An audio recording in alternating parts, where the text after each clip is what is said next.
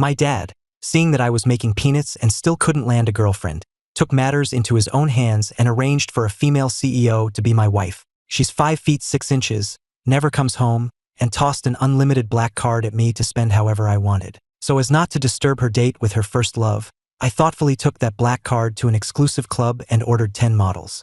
Just then, in a luxurious private suite, Chloe Sterling's phone buzzed. She gave the screen a cool glance before lifting her wine glass and taking an unhurried sip. The man sitting beside her, Liam Carter, watched her with a look of love and restraint in his eyes. "Chloe, it's your wedding anniversary today. What is Ethan going to think of me with you being here?" Chloe's voice was icy. "You don't need to worry about what he thinks." As soon as she said it, her phone buzzed again. This time, she picked it up to look. "Your account has been charged $40,000. Your account has been charged $420,000. We'd been married for 2 years, and this was the first time I had ever used her card." Chloe's finger traced the screen for a moment, a cold smirk playing on her lips.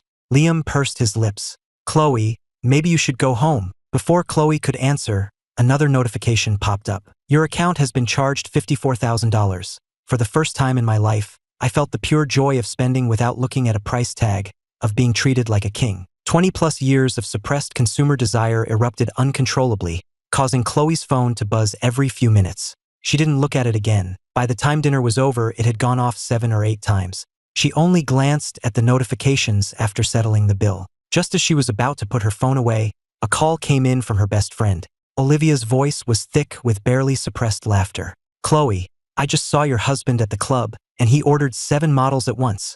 If you don't get over here, you're going to have a whole forest growing on your head." Chloe laughed, a sound devoid of humor. "Ethan Grant at a club? Ordering 7 women? That's impossible." Olivia sent her a photo via iMessage. "I'm telling you, with the way your husband is dressed tonight, I almost didn't recognize him." The man in the photo had sharp, handsome features and was dressed in a tailored black suit that radiated an air of nobility. Olivia continued to tease. "Can you even recognize your own husband?" Chloe felt like she was going blind. There was no way that could be Ethan. Just then, Liam spoke up again. "Chloe, you should probably go home. I can go to the premiere by myself." Chloe put her phone away, unmoved, and went with Liam to the movie. Liam later made a Facebook post to commemorate the premiere of his first film. 20 minutes later, Chloe received a new alert. Ethan Grant had just loaded $1 million onto his account at the Elysian Club. She couldn't sit still a moment longer. Her face a cold mask, she stormed out of the theater. Meanwhile, in a private suite at the club, I was lounging on a plush sofa, sipping a $20,000 bottle of wine. 7 models with incredible figures and impeccably attentive service surrounded me, massaging my shoulders and legs. I couldn't help but close my eyes in blissful comfort. This was heaven on earth. It's crazy to think that just a short while ago, I was some broke guy making a couple grand a month who literally died from pulling an all-nighter reading a web novel. Now, I've woken up as the lovesick, obsessive side character from that very book, who just happens to share my name, Ethan Grant. The original Ethan was born into one of the country's wealthiest families, the world at his fingertips, yet he spent 5 years obsessively chasing the female lead, Chloe Sterling, who only ever had eyes for her first love. In the end, forced by their parents, Chloe had no choice but to enter an arranged marriage with me. After the wedding, she was rarely home, and when she was, she treated the original Ethan like he was invisible. Unable to handle the neglect, the original Ethan started acting out, which ultimately led to his family's ruin and his own miserable end. Talk about fumbling a winning hand. I clicked my tongue and shook my head. Faced with the club manager's sales pitch, I waved my hand magnanimously and used Chloe's card to load another $1 million onto my account. When Chloe burst through the door of the suite, she found me stroking a model's thigh, thoroughly engrossed. "Nice and firm. How long have you been working on these?" The other girls eagerly vied for my attention, showing off their own long legs. "Ethan, I have them too, want to feel?" "Me too, Ethan, look at mine." I felt a nosebleed coming on. The life of the rich and famous was incredible. Just as I was about to reach out again, the door slammed open, followed by a frigid command. "All of you, get out." I hadn't expected Chloe to show up. With my fun interrupted, I gave the waist of the innocent-looking model next to me a reluctant squeeze. "You all head out for now. I'll call for you again when I'm free." Chloe's face was glacial, cold enough to freeze hell over. Soon, the suite was silent, leaving just the two of us. I sat on the sofa, sizing her up. No wonder the original Ethan fell for her at first sight. Her face made all the models who had just left seem plain in comparison. She just stood there, hands on her hips, exuding a charm that was utterly mouth-watering. As I was lost in admiration, I heard Chloe's furious voice. Using my money to cheat on me? Ethan Grant, do you really think I'm afraid to do something to you? Chloe studied me with a cold expression. My brows were sharp, my eyes cool, my nose high and straight, my features deep and well-defined. The top button of my shirt was undone, revealing a sexy Adam's apple. She had never seen this handsome version of Ethan before, one who showed no panic at being caught and seemed like a completely different person from the man who, just 2 hours ago, was nothing but a jealous, raving lunatic. I retorted, full of self-righteousness. What do you mean, your money? We're married. Your money is my money. If you can spend it whining and dining your first love, why can't I spend it on some company for myself? I wasn't the least bit afraid of her. The novel had repeatedly described Chloe's disgust for the original Ethan, a revulsion so profound that a single touch made her feel sick. In other words, for her to lay a hand on me was basically a form of self-mutilation. Chloe let out a humorless laugh. Cut the act. You deliberately ran up my card and made this huge scene just to get me to come here, didn't you? I looked up at her and gently took her hand. But you did come, didn't you? You left Liam to be here. Does that mean I'm more important to you than he is? Chloe's face instantly grew colder. I've told you before, don't push your luck with me. This is the last time. If I ever see you like this again, our marriage is finished. With that, she flung my hand away in disgust and grabbed a napkin to wipe her own, just as the book described, repulsed by any physical contact with me. I almost snickered. Rubbing my chin, I sat back on the sofa and crossed my legs. You won't even let me touch you. I've been over this marriage for a long time. Slap the divorce papers on the table right now. If I hesitate for even a second, then I, Ethan Grant, am a dog. Chloe froze, glancing at me as a slow, mocking smile spread across her lips. Divorce? Are you sure? After all the trouble he'd gone through to marry her, and just moments ago acting like he was dying of thirst for her, hearing the word divorce from his lips was the biggest joke she'd ever heard. My gaze lingered on her face for a moment before traveling down to her long legs. Either let me touch you, or we get a divorce. Chloe's face instantly darkened. Right in front of me, she called her assistant. Draft a divorce agreement. Have it delivered to the house first thing tomorrow morning. I picked up my unfinished drink, downed the rest so as not to waste it, set the glass down and stood up. Your choice. Don't regret it. Chloe's elegant brows furrowed, and just as she was about to speak, I ignored her completely and walked out. Chloe stood there stunned, growing more certain that I was just drunk, which would explain why I was acting so out of character and daring to bring up divorce. When I got back to the house, I went straight upstairs to my room. Chloe watched the back of Ethan Grant, who hadn't given her a second glance, and only snapped out of it after I disappeared from view. She sat down on the sofa, the image of the man who wanted to divorce her flashing in her mind, and she let out a cold laugh. She couldn't wait to see the look on my face when she slammed the divorce papers down in front of me tomorrow. At that thought, Chloe got up and headed upstairs. She paused at my door when she heard my voice from inside, singing loudly. Oh, what a beautiful mornin'. Everything's going my way. Oh, what a beautiful day. I've got a wonderful feelin'. Chloe listened to my drunken, caterwauling singing and stopped, intending to shut me up, only to find the door was locked from the inside. The man who usually schemed to get into her bed the moment she came home had actually locked his door against her. My singing continued to pour from the room. I believe I can fly. I believe I can touch the sky. Seeing that my drunken fit was in full swing, Chloe finally turned and walked away. The room I was in was the master suite. Because Chloe refused to share a bed with the original Ethan, she had moved into a guest room, leaving this massive space all to him. I looked around at the huge, luxurious room, the closet overflowing with designer clothes and priceless watches, and continued to sing happily.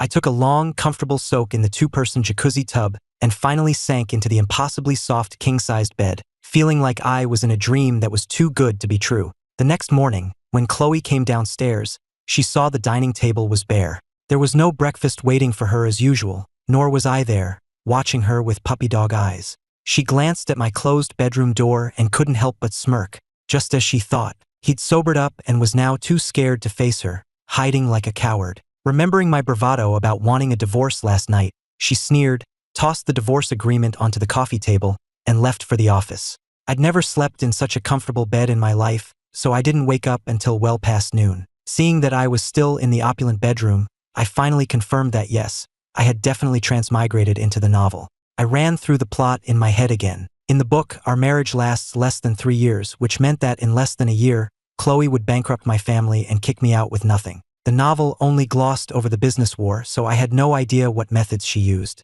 But this life of luxury was too good to give up. There was no way I was going to let my family go bankrupt. I got up, dressed, and went downstairs. The moment I saw the divorce agreement on the coffee table, I grabbed a pen and signed my name. To hesitate for even a second would have been disrespectful to the very concept of divorce. Then, I took Chloe's black card out of my pocket, placed it on top of the signed papers, gathered the original Ethan's important belongings, and headed back to the Grant family estate. The moment my mom saw me, she dropped what she was doing and rushed over. "Ethan, why are you home at this hour?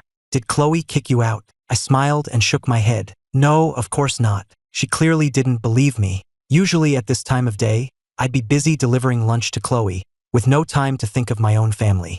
Mom took my hand. "Well, why didn't you call ahead? I would have had the staff prepare your favorite dishes. And hey, when did you get a haircut? It looks wonderful. This outfit is great too. You look so handsome." My mom's eyes were filled with nothing but me. As she talked, she called for Mrs. Davis, our housekeeper, to make a few of my favorite dishes, her every gesture radiating joy at seeing her son. "I'll call your father and tell him to come home for lunch." Before I could stop her, she had already dialed his number.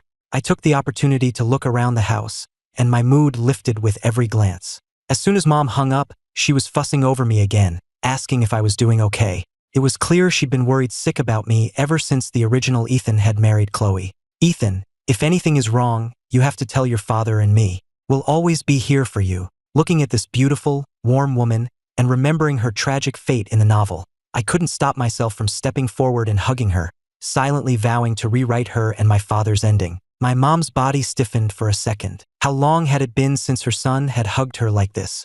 "Mom, I'm sorry. I've made you worry so much these past few years. It won't happen again." Hearing my words, her eyes instantly welled up with tears. Since the wedding, I'd rarely come home, and even when I did, it was always about Chloe. Mom had warned that you can't force love, but her son had insisted he would marry no one else. I was their only child, the apple of their eye, so when I demanded to marry Chloe, they had given in. After the wedding, she watched me live unhappily, saw my pride and spirit fade away bit by bit, saw my world shrink until it seemed to contain only Chloe, and saw me lose my sense of right and wrong. As a mother, it broke her heart. I heard the sob in her voice and saw the tears in her red eyes. I reached up to wipe them away and gave her a reassuring smile. "Mom, look at me.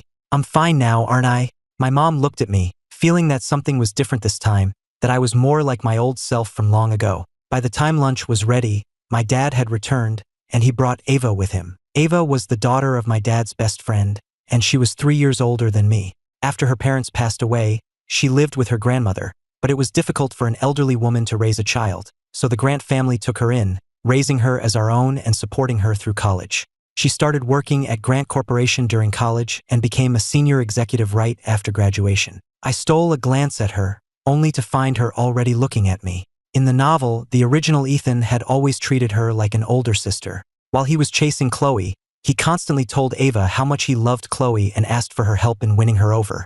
In front of him, she always played the part of the perfect older sister, doting, protective, and helpful, never once crossing the line. Even the readers of the novel never suspected a thing until the end. After Chloe and I divorced, Ava went looking for me, only to find me at the scene of a car crash. She held my trembling, blood-soaked body, her eyes instantly turning red. She kept wiping the blood from my lips, her voice numb. "Ethan, I regret it. I regret not stopping you two back then." The deep love in Ava's eyes was like a dense fog she no longer wished to conceal. She wanted me to know that she loved me, had loved me for many years. She tried desperately to hold on to me, but it was no use.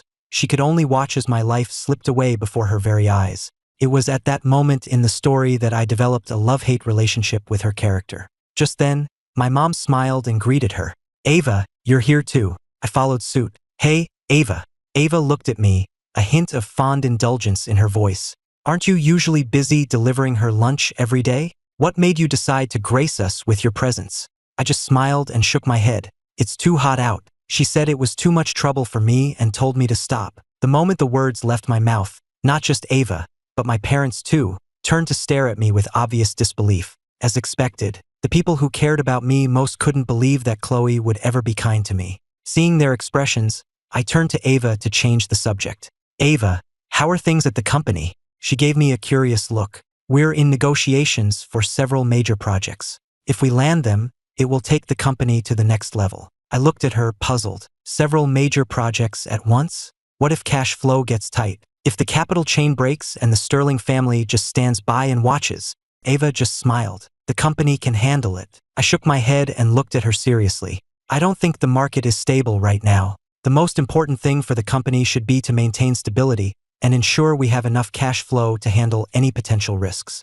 I couldn't be explicit, so this was the only way I could warn her. Ava looked at me, a hint of scrutiny in her eyes. Ethan, since when are you interested in company business?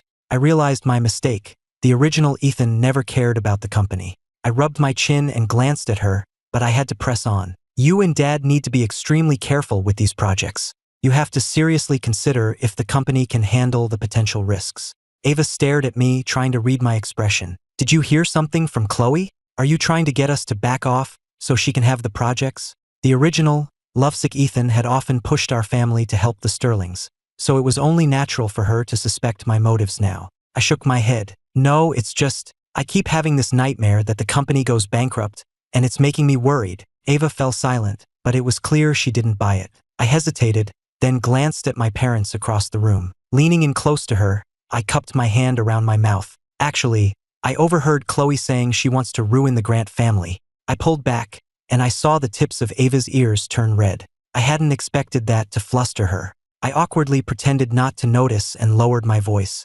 I'm afraid it would be too much for Mom and Dad, so I can't tell them. And I don't know anything about business, so I can only count on you. Ava leaned back against the sofa, nonchalantly fiddling with her ear as she watched me. And what about you, Ethan? What are your plans? Before I could answer, my mom came over to call us for lunch. Looking at the feast spread across the table, my mood soared. My mom served me a piece of fish. Eat up, you've gotten so thin. I looked at all the amazing food and swallowed hard. It's because I haven't had a home-cooked meal in so long. A few days at home and I'm sure I'll fatten right up. Hearing this, my mom kept piling food onto my plate. If you want home-cooked meals, I'll have them delivered to you every day. I waved my hand. No need, Mom. I'm going to be living at home from now on. For a moment, everyone at the table, my parents and Ava, stopped and stared at me. I put down my chopsticks and looked at them seriously. Mom, Dad, Ava, I'm going to divorce Chloe. I used to think that if I just tried hard enough, I could make her love me.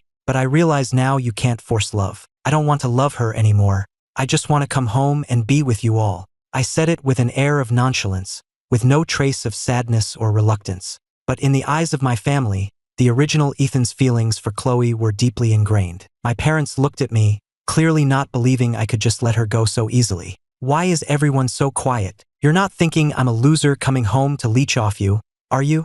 At that, my mom snapped out of it, her face breaking into a huge smile. Of course not. I'm just so happy you're coming home to be with me. My dad picked up his phone and transferred another $10 million to my account. Come home whenever you want. This family can afford to support you for 10 lifetimes. Looking at my parents, I felt a lump in my throat. In the novel, after the Grant family went bankrupt, the shock of discovering his own daughter-in-law was the mastermind caused my father to have a stroke, leaving him in a vegetative state. Unable to cope with the double blow, my mother fell into a deep depression and eventually took her own life. I had to change all of that. I served them some food in return, and just as I was putting my chopsticks down, a soft voice piped up. What about me? Ava was looking at me, a playful pout on her face as if she were competing with my parents for attention. I glanced at her and put a piece of meat on her plate. Meanwhile, at Sterling Industries, Chloe's assistant walked into her office with a stack of documents. Ms. Sterling, isn't Mr. Grant delivering your lunch today?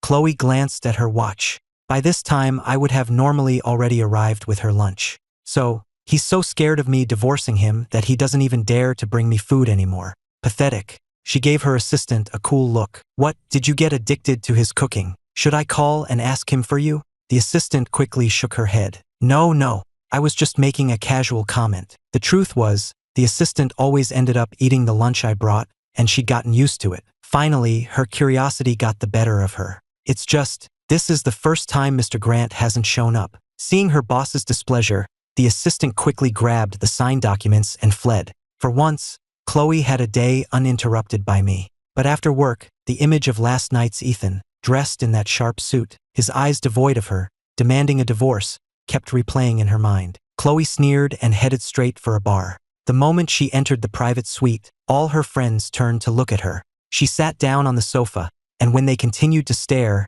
her expression soured. "What are you all staring at? Is something wrong with you?" Her best friend, Olivia, came over and asked tentatively, "Where's your shadow? Why isn't Ethan with you?" Chloe shot them a cold glare. "Weren't you all the ones who complained about him always following me around? Now he's not here. Isn't that what you wanted? Don't be ridiculous." Isabella, reading the room, poured Chloe a drink. "We're just worried. We're afraid that now that he's not chasing you, you'll suddenly start wanting him." As Chloe's best friends, they knew better than anyone that wherever Chloe went, Ethan was sure to follow. The Ethan they knew would never go to a club and order models, and he certainly wouldn't leave Chloe on her own to go on a trip to Miami. Chloe's face went frigid. "If you're not going to use your eyes, you might as well donate them." Olivia laughed. "Hey, as long as you don't care, it's all good. Come on, everyone, a toast to Chloe's temporary freedom from her suffering." Chloe picked up her glass and drank, completely ignoring the subtext of their conversation. After a few more drinks, Isabella held up her phone. "Chloe, I know Ethan forcing you into this marriage was a huge blow to your pride, but with his looks and family money, he's more than a match for you. How on earth did you manage to keep him from touching you for 2 whole years? Back when I only had eyes for Chloe, I made sure to get the iMessage contacts of all her friends, so they could all see my Facebook posts.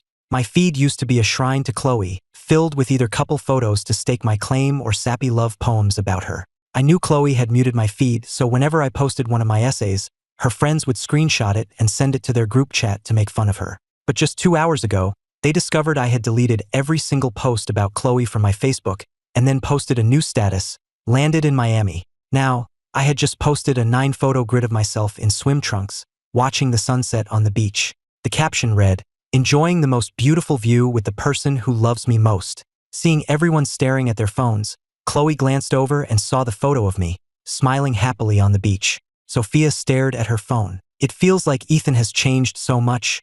All of a sudden, Olivia nodded in agreement. "He actually looks kind of handsome like this."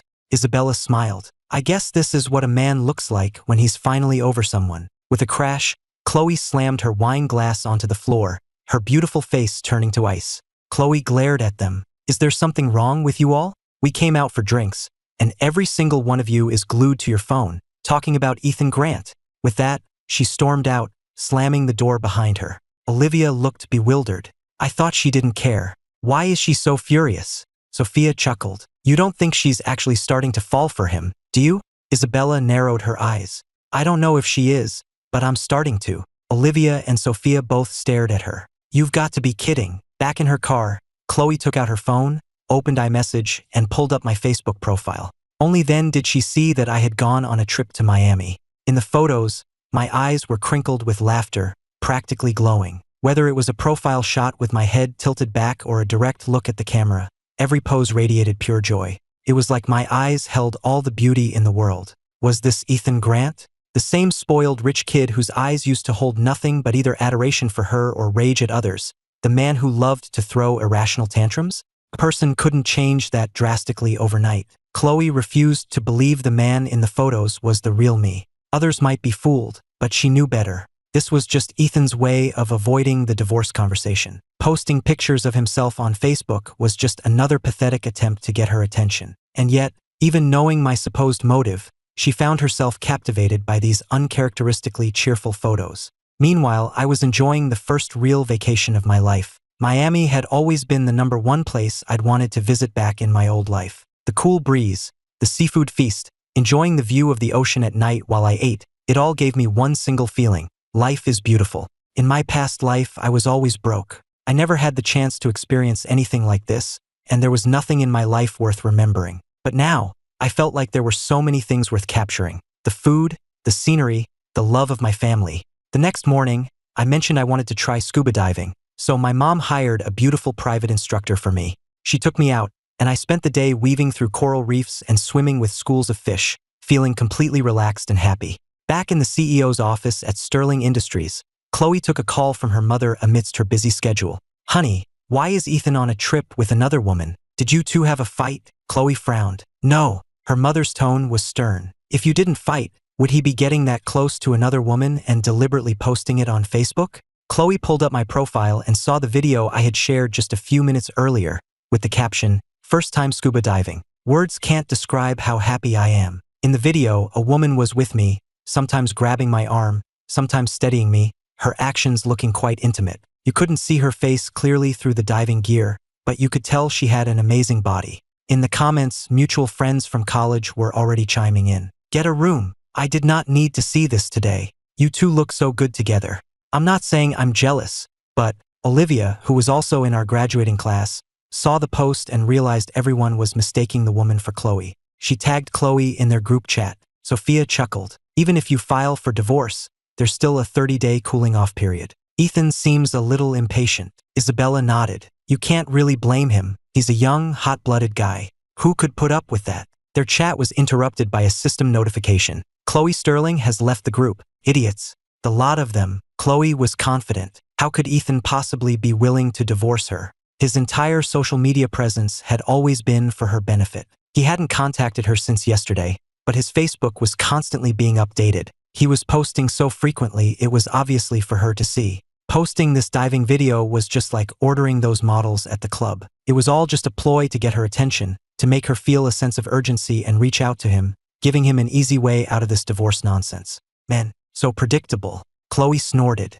Ethan really overestimated his own importance. Him not bothering her was exactly what she wanted. She tossed her phone aside and went back to work, but the image of this new, changed Ethan kept flashing in her mind, leaving her feeling inexplicably agitated. She called her assistant and had her schedule packed solid with work. That evening, she took Liam Carter to the birthday gala for the daughter of the White family. Soon, the hashtag Chloe Sterling attends gala with Liam Carter was trending on Twitter. Chloe often brought Liam to formal events, but her lavish, sensational wedding to Ethan Grant, which had been live-streamed, was still fresh in the public's memory. Besides, reporters couldn't afford to offend either the Sterling or the Grant families, so no one dared to speculate openly about their private lives. However, every time Ethan saw one of these trending topics, he would assume Liam was trying to seduce Chloe and would go looking for trouble, warning him, sometimes even getting physical. When Chloe got back to her hotel suite and saw the trending topic, images of Ethan's past jealous rages and his current happy vacation photos flashed alternately in her mind. She felt a strange flicker of anticipation. She took a shower and went to bed. Meanwhile, I had spent the morning diving and the afternoon surfing. I couldn't have been happier. That night, after a shower, I was lying in bed scrolling through my phone when I saw that the original Ethan's informant had sent me the link to the trending Twitter topic about Chloe and Liam. I glanced at it. They were in the same photo, but there was no real gossip. I was getting anxious on their behalf. I was about to tell the informant I wasn't interested in news about Chloe anymore when a video call from Ava came through. "Having fun?" she asked. I nodded. "Yeah, it's great." Ava had clearly just gotten out of the shower. She was still drying her hair with a towel, fresh from the steam. Her eyes held an extra allure. Her skin looked translucent and smooth, and her lips were a natural dewy red. I had to fight to keep my composure. Ava looked at me and mumbled, "I want to go too." I shot her a look. "Just focus on work. What I told you before wasn't a joke. It's real. The Sterlings are going to turn on us. You need to be prepared. The whole company is counting on you." Ava paused what she was doing and looked straight at me. "Aren't you afraid I'm just like Chloe, plotting to take over the company?" I smiled and shook my head. "No, I trust you." Ava looked at me, her beautiful eyes warming. I didn't realize that would have such an effect on her. I quickly tried to end the conversation. "All right, it's getting late. I'm going to bed. You should get some sleep too," she said with a hopeful look. "Don't forget to bring me back a souvenir." Lying in bed, I thought about the years of unrequited love Ava had for the original Ethan and decided I should grant her small request. The next day, Chloe woke up and checked her phone. The topic was still trending, but Ethan hadn't contacted her, nor had he bothered Liam. She couldn't resist opening my Facebook profile again. I had posted a new update just 5 minutes ago, a video of me giving my mom a tour on a rented scooter. In the video, my handsome face was so alive with joy I looked like a walking advertisement for happiness, completely overshadowing the scenery around us. Chloe was stunned. Ethan hadn't come back. He was still on vacation. If he had time to post on Facebook, there was no way he hadn't seen the trending topic. But not only had he not come back, he seemed even happier than before. Chloe let out a laugh of pure frustration and tossed her phone aside. So he'd grown a spine this time. She'd just see how long I could keep it up. Chloe's day was packed from morning to night. When she got back to her hotel, she collapsed onto the sofa, exhausted. Staring at the warm glow of the lamp, the image of me happily riding that scooter flashed through her mind. She pulled out her phone and checked my Facebook again. I had posted another update a few hours ago. The caption read, "There's no one like a mother." The 9-photo grid was filled with pictures of me eating various local snacks or showing off little souvenirs I'd bought. In the center was a photo of me and my mom. In the comments, my dad had written, "So your dad isn't good?" I quickly replied, "Dad is good too." Seeing this, Ava chimed in, "Ethan, you're so biased. What about me?" I replied with a sigh, "Ava is good, the best in the world." Meanwhile, Chloe had been feeling a strange tightness in her chest for the past few days. It had been 3 days. 3 days since I had last tried to see her or contact her, and with each passing day, I seemed to be getting happier. Seeing me so happy made her feel sick, like she'd swallowed a fly. Just then, her phone buzzed. It was a message from me. The tightness in her chest suddenly vanished. The man had finally cracked. For the first time ever, she opened our iMessage chat with a flicker of anticipation. But my words were ice cold. "It's been days since I signed the divorce papers. Shouldn't we go finalize the paperwork?" Chloe stared at the text, her beautiful eyes widening in shock, her grip on her phone tightening. After a long moment, she got up, left, and drove home. The house, which always used to be lit up waiting for her no matter how late she returned, was now completely dark, illuminated only by the lonely, rhythmic glow of the streetlights outside. She switched on the foyer light and stepped inside. The house was empty, devoid of the figure that was always there waiting for her. On the coffee table, her black card sat atop the divorce agreement. She picked up the papers and opened them. The handwritten signature, Ethan Grant, was stark and bold. The paper crumpled in her hand as a storm of emotions churned within her. Ethan Grant, the man who was fighting over her and throwing jealous fits just a few days ago, actually wanted to divorce her? How was that possible? Chloe let out a cold, disbelieving laugh. Meanwhile, back at the Grant estate, my mom was unpacking bags of souvenirs from my trip and handing them out to the household staff. "Ethan said these were all delicious, so he brought some back for you all to try." The staff accepted the gifts with happy thanks, and a warm, joyful atmosphere filled the house. My dad was having his after-dinner tea, and Ava was on a work call. The house was large, but it felt warm and full of life, not empty at all. I held my phone, noticing Chloe still hadn't replied, and made a mental note to call her in a bit. Ava sat down next to me. "Where's my souvenir?" I looked up and met her clear eyes, which held a flicker of hopeful expectation. Seeing her through the lens of her long-held affection, it was hard not to feel a sense of partiality towards her. I got up, opened my suitcase, and took out 2 small night lights. One was crafted from a beautiful murex shell. "Which one do you want?" Ava looked at them both. "Who's the other one for?" I didn't call out her little game. "It's for me." Ava broke into a radiant smile, picking up the shell night light and examining it closely. My mom, having finished handing out the other gifts, saw the light in her hand and commented, "Oh, Ethan made that one himself." At that, Ava's head snapped up, and she looked right at me, the delighted surprise in her eyes impossible to conceal. "You made this?" The original Ethan had only ever made handmade gifts for Chloe. After years of secret adoration, this was the first time she had ever received something handmade from me. I could only imagine her joy.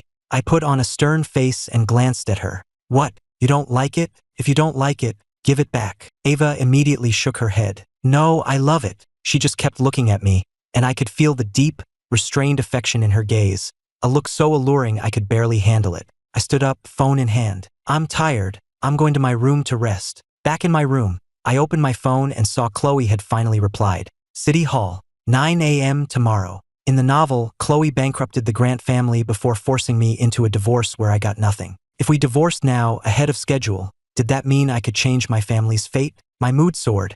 I was so excited I set an alarm, terrified I might oversleep. The next day, I woke up before my alarm. Thinking about my impending freedom, I took extra care to dress well. When I went downstairs, my dad had already left for work, and my mom was in the sunroom, trimming flowers she'd picked from the garden. She saw me and called me over for breakfast. I was in a hurry, so I made an excuse and left, planning to surprise them with the news after the divorce was final. The original Ethan had a driver's license, but I didn't know how to drive. I only knew how to ride an electric scooter. I'd been too poor in my past life to even think about getting a license. The car I'd called arrived at City Hall at 8:50. I pulled out my phone and called Chloe. "I'm here. When will you get here? Soon, she replied. Soon apparently meant making me wait under a tree until 9:30. I was so mad I cursed her and all her ancestors before I finally saw her car pull up. I rushed forward eagerly. Chloe watched me through the car window. Why did he seem to be getting more handsome? As I walked towards her car, backlit by the sun, I seemed to glow, eclipsing everything around me. I stopped and knocked on her window. Only then did Chloe seem to snap out of it and open the door. She got out and our eyes met, but my gaze held no trace of her, no hint of sadness. There was only a happy, slightly unfamiliar smile, which was not what she had expected at all. I gave her a brief, indifferent glance. Let's go. With that, I turned and walked towards the entrance of City Hall, my steps light and eager. It was only at that moment that Chloe was finally convinced. I really wanted a divorce. She watched my retreating back, the memory of being forced into this marriage flashing in her mind. It had been over 2 years, but the memory was still as vivid as yesterday. Being forced to marry me was a humiliation. From the moment we were married, she had been plotting the day she would get her revenge. But that day hadn't come yet, and now I wanted a divorce? I walked a few steps, then noticed she was still standing by the car.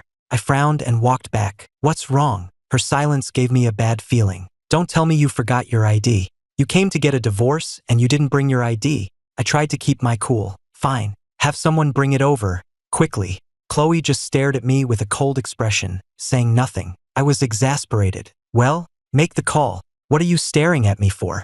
Only then did Chloe lower her gaze, glance at her watch, and finally deign to speak. I have a meeting at 10. We'll deal with the divorce some other time. I frowned. We're already here. Why make another trip? Just postpone the meeting. It won't kill you to be a little late after we've filed the papers. We had finally made it this far. I didn't want to wait and risk something else coming up. I only said that because in the novel, Chloe was always postponing meetings for Liam, so I knew they couldn't be that important. But the moment the words left my mouth, her expression shifted, and she looked at me as if I'd committed some unforgivable sin, her face turning absolutely glacial. Ethan Grant, do you really think your affairs are the most important thing in the world? That the livelihoods of thousands of employees are less important than your divorce? You think far too highly of yourself. I was stunned into silence for a few seconds by her tirade. What a hypocrite. It was fine for Liam to make her postpone meetings, but when I suggest it, suddenly the livelihoods of her employees are at stake. And also, is this divorce just my business? Isn't she part of it too? Chloe didn't even give me time to respond before she turned and walked away. So much for getting a divorce. She shows up late without her ID, and I'm the one who should be angry, yet she's the one who stormed off, slamming her car door. I was so angry I could spit. I already had the Facebook post celebrating my new single life planned out, not to mention my plans for a night on the town. And for what? I went to a convenience store, bought an armful of junk food, and headed to Grant Corporation. When Chloe returned from her meeting, she found me sitting on her office sofa, playing a game on my phone with a spicy jerky stick hanging out of my mouth. The whole office reeked of it. The coffee table was covered in junk food,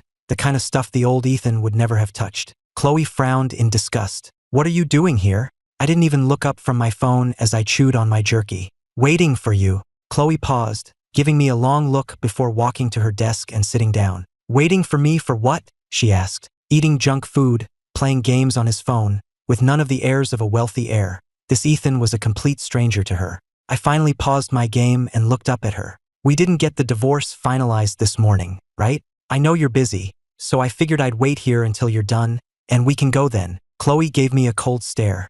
I'm busy for the rest of the day. I gave her a skeptical look. Then when will you be free? Chloe picked up a file from her desk. I'll contact you when I have time. I had a feeling she was backing out. If she really wanted a divorce, how could she not find the time? But why would she change her mind? She hated the original Ethan. Shouldn't a divorce be a relief for her? Or had she not had her fill of torturing me yet?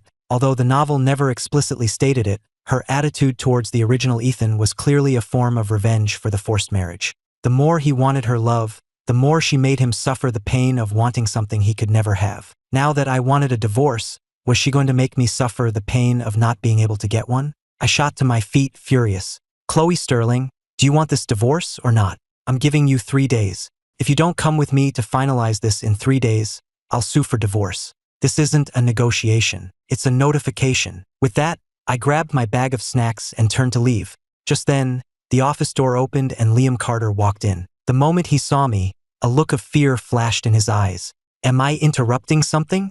Liam was about to back out, but Chloe waved him in. No, your timing is perfect.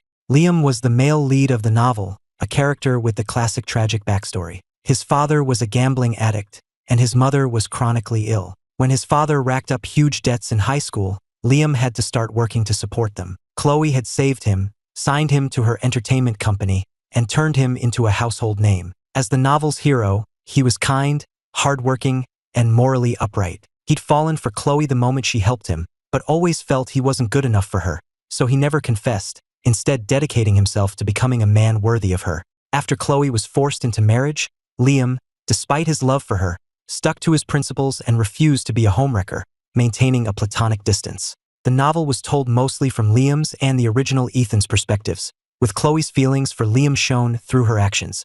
In the part I'd read, they still hadn't confessed, so their mutual, restrained pining had earned endless sympathy and anticipation from the readers. Meanwhile, everyone was constantly begging for the villain, the original Ethan, to be written out of the story.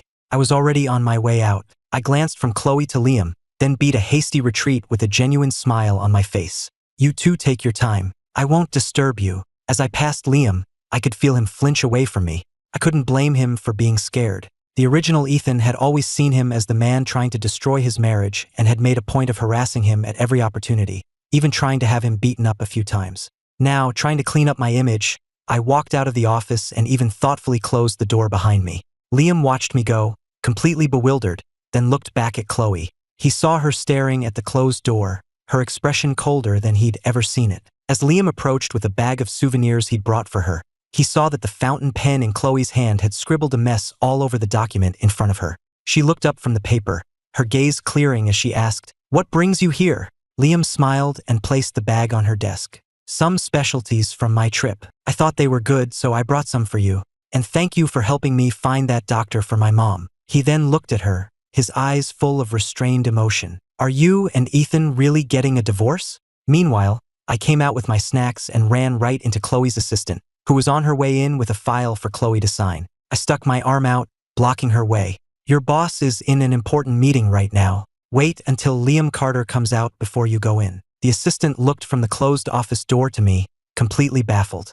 Liam Carter was in there, and Mr. Grant wasn't throwing a jealous fit. He was just standing here calmly. I opened my bag of jerky. "Want some?" The assistant, a self-proclaimed foodie, couldn't resist and took a piece. "Thank you, Mr. Grant." I chuckled. "From now on, try to be a little more perceptive. When Liam Carter comes to see Chloe, don't go in and disturb them." The assistant just nodded, not saying a word. I left her with that and walked away. Helping them get together was helping myself. The sooner they couldn't resist their feelings for each other, the sooner Chloe would finalize the divorce with me. After all, suing for divorce required proof that the marriage had irretrievably broken down, which sounded like a huge hassle. The assistant waited until Liam left before going in with her file. As Chloe signed, the assistant couldn't help but gossip. "You'll never guess what Mr. Grant just told me." Chloe glanced up at her. The assistant continued, "He said I could only come in after Liam left. He also said that from now on, whenever Liam comes to see you, I shouldn't disturb you." Chloe threw a file at her. "Does he pay your salary?" The assistant caught the file. "Don't you think Mr. Grant has changed? It's like he's not jealous anymore. It's almost like he's trying to set you up with Liam." A chilling smile touched Chloe's lips. "Have you had too much free time on your hands lately?" The assistant immediately shut her mouth, grabbed the signed document, and fled. Chloe slammed her pen down on the desk, the smile on her lips slowly fading into a cold line, her eyes narrowing. I left Chloe's office building and saw it was almost noon, so I hailed a cab and went home. After lunch with my mom, I looked up a nearby driving school and called to ask about lessons. After all, with a garage full of sports cars that I could only look at, the inability to drive was pure torture. The original Ethan had a license, so I just needed to learn the actual skill of driving. The driving school had a private training course, which was perfect. I made an appointment and took a car over. True to the principle that money can make anything happen, the school's owner assigned me a private instructor, a beautiful woman with the patience of a saint. I have to say, you get what you pay for. I felt hopelessly clumsy behind the wheel, but the instructor, Sarah, never once lost her cool. She spent the entire afternoon encouraging and reassuring me, providing top-tier emotional support. I spent the whole afternoon at it and finally, just barely, got the hang of it. To thank my instructor, I invited her out to dinner. Meanwhile, just as Chloe was leaving her office, She got a message from Olivia. Chloe, we were out of line last time. We weren't thinking about your feelings. Let us treat you to dinner tonight to make it up to you. 20 minutes later, Chloe walked into the restaurant Olivia had booked and immediately spotted a familiar figure. It was me, and I was laughing happily. Chloe approached quietly, just in time to hear me openly complimenting the woman across from me. Sarah, a woman with your looks and figure. Why are you wasting your talents as a driving school instructor? Sarah smiled and explained she wasn't actually an instructor. She was the owner's daughter, roped into teaching me because they were short-staffed. Couldn't help but laugh at that. As I was laughing, I felt a chilling gaze on me. I looked up and saw Chloe standing nearby, her face an icy mask. Before I could even speak, Chloe grabbed my arm and dragged me out of the restaurant. Ethan Grant, we aren't even divorced yet, and you're already out cavorting with other women? I looked at her, so close I could see the fury in her eyes. Such a beautiful face, wasted on such a volatile temper. I rubbed my wrist. What other women? I was having a perfectly normal dinner. Stop making things up. Chloe glared at me. A normal dinner? Do you take me for a fool? I didn't want to look at her, so I tilted my head back and looked at the sky. If you think you're a fool, there's nothing I can do about it. Chloe let out a sharp, angry laugh. Ethan Grant, do you think this is 2 years ago? That I have to put up with whatever you do? From now on, I'm the one in charge here. Seeing her touch me, which I knew was like torture for her, I decided to press my advantage.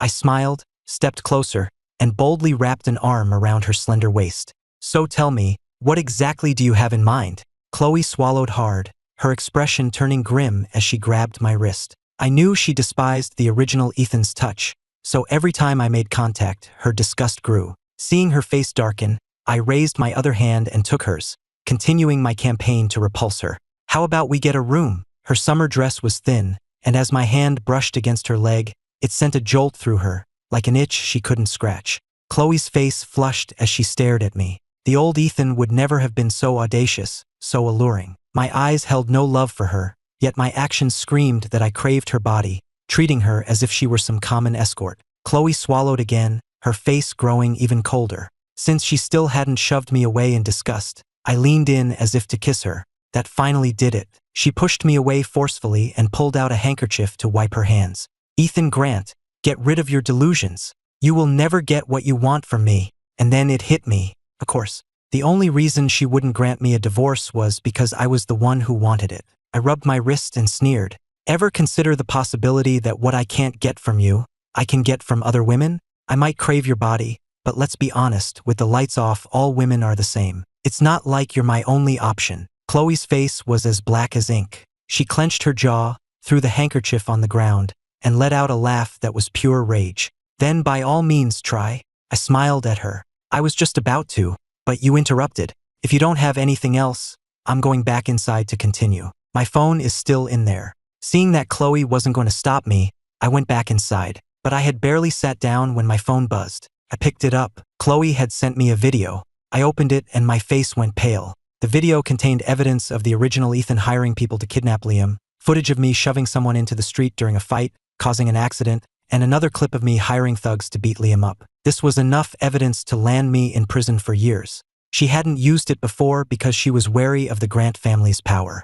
The fact that she was using it now meant she was no longer afraid. I'd only had a few days of this good life. I didn't come to this world just to end up in jail. Another message from Chloe came through. You have 2 minutes. Get up here. She was blackmailing me. As much as I hated it, I hated the idea of prison even more. Sarah, seeing my pale face, poured me a glass of water. What's wrong? I waved my hand dismissively. Sorry, something's come up. I have to go. You take your time. With that, I quickly paid the bill and headed upstairs to Chloe's private suite. In the suite, Olivia had arrived just in time to see the confrontation between Chloe and me in front of the restaurant. She'd snapped a photo and was now sharing it with her friends. From her angle, it looked like Chloe was passionately and dominantly making a move on me. Then they had all crowded by the window and watched me walk away without a backward glance, which only confirmed their theory that Chloe had forced herself on me. Olivia said with a surprised tone, "Okay, new rule for tonight. Nobody mentions Ethan Grant." When Chloe walked into the suite, Olivia immediately greeted her, and everyone started chatting and laughing, pointedly avoiding any mention of me. So when I pushed the door open and walked in, all 3 of her friends froze in surprise. Olivia, ever the quick thinker, immediately stood up, clearing the seat next to Chloe for me and setting out a new set of silverware. "Ethan, you're here." I smiled and waved a greeting to them, then shot a look at Chloe and walked over to the empty seat. The three friends looked from me to Chloe, then proceeded to ignore me as usual. I gritted my teeth, jabbed my chopsticks through the plastic wrap on my bowl, leaned closer to Chloe, and whispered, "What is the meaning of this?" Chloe smirked. "Just wanted you to be a little more obedient." My fists clenched. Didn't this woman have any hobbies other than tormenting me? I forced a smile and picked up a piece of food for her with my chopsticks. "Of course, my dearest wife. Your wish is my command. If you tell me to warm your bed, I won't stop at just warming the room." Chloe shot me a look and set down her empty wine glass. I immediately refilled it. After a whole afternoon of driving lessons, I was starving. Since Chloe wasn't making any more demands, I started to eat, enjoying my food. After I finished my first bowl of rice, I realized everyone was staring at me. I got myself a second bowl and gave them all a big smile. "Anyone else want more? I can get it for you." Her three friends looked even more shocked. Ethan Grant, the man who usually only had eyes for Chloe, was offering to serve them? A second later, Chloe finally spoke. "Since you love being so helpful, why don't you peel these shrimp for me? They're my favorite." My fists clenched again in anger. Damn it, I didn't even want to peel them for myself. I forced a smile, sat down, and looked at her. "Of course, my dear wife." I took the plate of shrimp and started peeling, my mind racing, trying to figure a way out of this. I couldn't let her blackmail me forever. I was so lost in thought that I absent-mindedly popped a peeled shrimp into my own mouth. Chloe watched me eat the shrimp, a strange, unreadable expression in her eyes as I continued to enjoy them. I felt a gaze so cold it could cut glass, which snapped me back to reality. I quickly took the next shrimp I had peeled and stuffed it into her mouth. "I tested it for you," I said. "It's safe, not poisoned." Having been force-fed, Chloe began to chew instinctively, and the icy look in her eyes softened slightly. The old Chloe would have been disgusted if I had even put food on her plate, but now, after I fed her directly, she not only ate it but seemed to be enjoying it. Immediately, her friends started to hoot. "Could you two please consider the single people in the room before you get all lovey-dovey?" I was fuming internally and couldn't stand their teasing. Isabella swirled the wine in her glass, looking at me. "Ethan, Chloe is so hard to please. Have you ever considered finding someone else to dote on?" I popped another peeled shrimp into Chloe's mouth, putting on an adoring expression, as if she were the only person in the world. My voice turned syrupy sweet. "She might be a little hard to please, but she's so beautiful. I just love how gorgeous and cool she is, and that amazing body." Chloe watched me spout these lies, a pleasant smile on her face, but I knew that inwardly she was grinding her teeth to dust. A flicker of amusement appeared in her otherwise cold eyes. After dinner, as we left the restaurant, I was planning on heading back to my parents' house, but Chloe tossed her car keys to me. "You're driving." I drank, so I can't. And since the original Ethan knew how to drive, I couldn't refuse. Seeing Chloe settle into the back seat, I steeled myself and got behind the wheel. Thank God I had taken that lesson this afternoon. Still, I was a new driver and I was nervous, especially driving at night. I focused completely on the road, driving at a crawl. Chloe leaned back in her seat, watching me drive her luxury car at the speed of a tractor. She let out an exasperated laugh. "Could you possibly go any slower?" My hands were sweating on the steering wheel. My entire focus was on driving. I couldn't afford any distractions. "Don't talk to me," I snapped. Chloe's face instantly darkened. "Ethan Grant, are you forgetting your place?" The next second, the car shot forward like an arrow. I watched the speedometer climb, my mind going completely blank for a second. Chloe saw the sudden, reckless speed. There was a car right in front of us, and I wasn't slowing down. It was like I was trying to kill us both. Her face went taut with fear, and she screamed, "Ethan, are you crazy? Hit the brakes." I yelled back, "I am hitting the brake." It was only then that I realized I'd mistaken the gas pedal for the brake. I slammed my foot on the correct pedal, but it was too late. In the midst of the panic, I heard a loud crunch, and then the world went silent. When I came to, my neck and head were aching. I heard Chloe hiss my name through clenched teeth. "Ethan Grant." I glanced back at her. "I was driving perfectly fine. You were the one who insisted on distracting me." Chloe stared at me, her face a cold mask, and squeezed out the words, "And so." Before she could say more, I cut her off with a stream of apologies. "It's my fault, all my fault. I'm just pathetic. The moment I hear your voice, I get so nervous I can't even tell the brake from the gas." I said the words, but my face showed no actual remorse. With that, I got out of the car. Chloe, her face still a mask of fury, called her assistant to come deal with the mess. When she hung up, she saw me rubbing my neck, bent over and talking to the driver of the car we'd hit, my posture clearly apologetic. This version of me was a world away from the one in Chloe's memory. The Ethan she remembered never apologized to anyone but her. He was spoiled and arrogant, and even when he was in the wrong, he acted superior, as if the other person deserved it. In a situation like this, the old Ethan wouldn't have even gotten out of the car. He would have just made a phone call and let someone else handle it, without a single thought for the other driver. But here I was, rushing to check on the other driver. "Are you okay?" The woman got out of her car, touching her face. A bruise was already forming on her forehead, a blemish on her otherwise fair and perfect features. When I got a clear look at her face, a wave of guilt washed over me. It was the famous young actress Maya Reed. The novel mentioned her as a former child star who co-starred with Liam in his first big movie. Her casting had been a cause for major celebration among his fans. But in that same year, just before the original Ethan's death, Maya Reed had also died. She left a long suicide note and took her own life. Behind the sunny, smiling girl everyone saw on screen was a pair of parasitic, blood-sucking parents. They had clipped her wings, forced her to become a money-making machine with no regard for her own feelings or dreams. Suffering from long-term depression, the final straw came when her parents forced her to entertain a powerful industry mogul. In the end, Maya chose to take her own life. When I read her story, I felt like she was a reflection of my own past life, and I cried for her. Just then, Maya glanced at her damaged car, then looked down at me, a wry smile in her eyes. "Well, I guess this is what they mean by disaster striking out of the blue, huh?" I snapped back to the present, a pang of sympathy for her still in my eyes. "I am so sorry. I'll cover all the repairs for your car, of course, and any medical bills, plus compensation for your trouble." Most people's first reaction to seeing her was one of starstruck awe. This was the first time anyone had ever looked at her with such open sympathy, as if they could see the unhappiness hidden beneath her glamorous facade. While she was still processing it, I pulled out my phone. "Can I get your contact information? It'll make it easier to handle the compensation." Maya didn't really care about the car or the compensation, but something about the look in my eyes made her take my phone and enter her number. She called her own phone to save my number, then handed it back. "You don't recognize me, do you?" I put my phone away, a smile playing on my lips. "The famous Maya Reed? Of course I recognize you. I'm a huge fan. Could I maybe get your autograph?" Maya looked at me skeptically. When he'd first seen her, this man had shown none of the usual excitement of a fan meeting their idol. When she didn't move, I stepped forward and gave her a gentle hug. "If you won't give me an autograph, then a hug will have to do." Maya stood there, stunned. It wasn't the excited, frantic hug of a typical fan. I just held her quietly, my gesture both a comfort and a confession. "You're truly amazing. Your work has given so many people the courage to face their own struggles, the motivation to keep going. I hope that one day, we, your fans, can give you that same courage and be the strength that helps you move forward." Chloe watched from the car as I handled the accident and saw it somehow devolve into me flirting with the other driver. Her face darkened.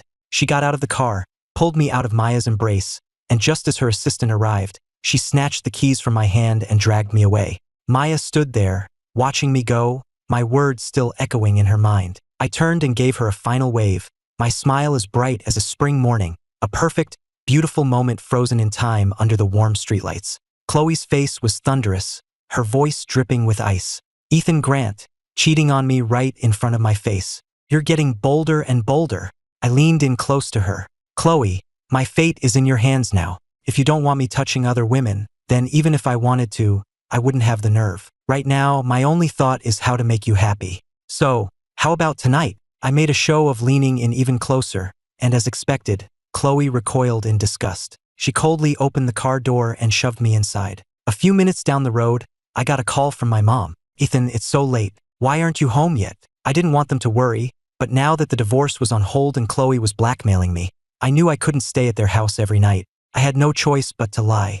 "I'm not coming home tonight." Chloe apologized to me, and I've decided to give her another chance. From the driver's seat, Chloe snorted at me in the rearview mirror. My mom had expected this outcome, so she wasn't surprised, just a little disappointed. "Well, then you and she should come over for dinner tomorrow." I glanced at Chloe, who was now driving, and reluctantly agreed. "Okay." My mom added, "Remember to tell me if anything's wrong, and get some rest." I murmured my agreement. "You and Dad get some sleep too. Don't worry about me." The moment I hung up, Chloe's grating voice piped up. I apologize to you? For what, exactly? I just smiled and waved my hand dismissively. It was just an excuse for my parents. How could you ever be in the wrong? It's always my fault. I figured that acting miserable while still having to suck up to her would give her the sadistic pleasure she craved. If she was satisfied, my life would be easier. But Chloe decided to push her luck. I remember you used to love writing those little essays on Facebook. Since you know you were wrong, you can write one tonight. At least 3,000 words. The original Ethan used to write them every day, and Chloe had muted his feed so she wouldn't see them. Now that I didn't love her and had deleted all those old posts, she was forcing me to write them again. I had no choice but to smile and agree. I'll get right on it when we get home. The moment we got home, I went straight to my room and sent a message to Ava. Ava, what are the odds we could take down Sterling Industries? Or how much would it cost to acquire them? Sterling Industries had become a local powerhouse in just a few years. There had to be some skeletons in their closet. I refused to believe that I, a transmigrator with knowledge of the future, couldn't beat her at her own game. In the novel, Chloe destroyed Grant Corporation. So I would destroy Sterling Industries. I might not know much about business, but I could give the Grant family a head start on all the next big money-making trends. Ava video called me, a slight smile on her face. You hate her that much now? A second later, realizing I wasn't at the Grant estate, she frowned. You're back at the house you bought for her?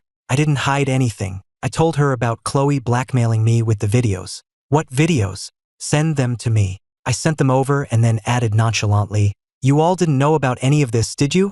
Ava was silent for a long time. It was clear she really hadn't known. Chloe must have cleaned up my messes privately for the sake of her own company's image. Seeing my chance, I pressed on. Now she's using it as leverage against me. That's why I have to take her down and get that leverage back. I remember Grant Corp has its own media division, right? Have someone send me the files on all our signed artists. Ava looked confused. What do you want that for?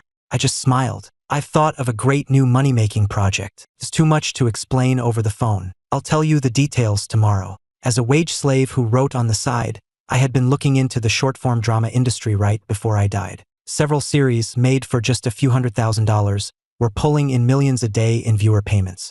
They were quick to produce, too. You could film several in a single month. The only real requirements were a handsome male lead and a beautiful female lead. The acting was usually mediocre and the plots were mindless wish fulfillment, but people loved them. In the age of viral short-form video, these dramas were a gold mine. In this novel's world, TikTok was just taking off, but the short-form drama trend hadn't started yet. The entertainment industry was still focused on traditional film and TV, with no concept of the rebirth or transmigration power fantasy genres. If I produced all the hit short dramas I'd seen from my old world, no one would be able to catch up. After the call, I took a shower. By the time I was done, the email with the artist files had arrived. I opened it on my laptop and saw that the company had recently signed a batch of new talent. I decided I'd make time to go to the agency and check them out in person. But first, I had to turn those hit shows into scripts. Determined to free myself from Chloe's blackmail as soon as possible, I got right to work. I was deep in the zone when a message from Chloe popped up.